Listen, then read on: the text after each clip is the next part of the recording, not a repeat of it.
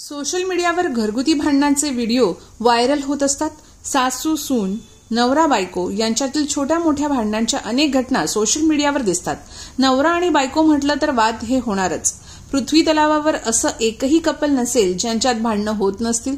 दरम्यान प्रॉपर्टीवरून होणारे वाद काही नवे नाहीत. असाच एक संपत्तीवरून सुरू झालेला वाद टोकाला पोहोचला आणि बायकोने नवऱ्याला चक्क 3 दिवस चेनने बांधून मारहाण करत घरात कोंडून ठेवले.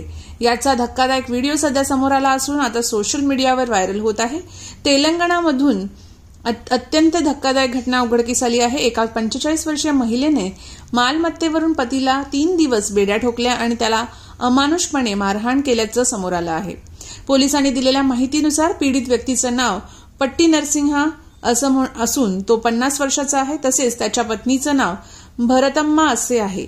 या जोडप्यामध्ये मालमत्तेवरून वाद झाला. नरसिंहाच्या नावावर असलेल्या जमिनीच्या विक्रीवरून त्यांची 2 मुले आणि 2 मुलींमध्ये सातत्याने भांडणे होत होती. वृत्तानुसार पतीने आपल्या पत्नीच्या मालकीच्या जमिनीवर घर बांधले. यावेळी घर बांधताना त्याने घेतलेले कर्ज फेडण्यासाठी त्याने आपल्या नावावर असलेली जमीन विकण्याचा प्रस्ताव ठेवला. त्यानंतर वाद सुरू झाला आणि नरसिंह घर सोडून एकटेच राहू लागले.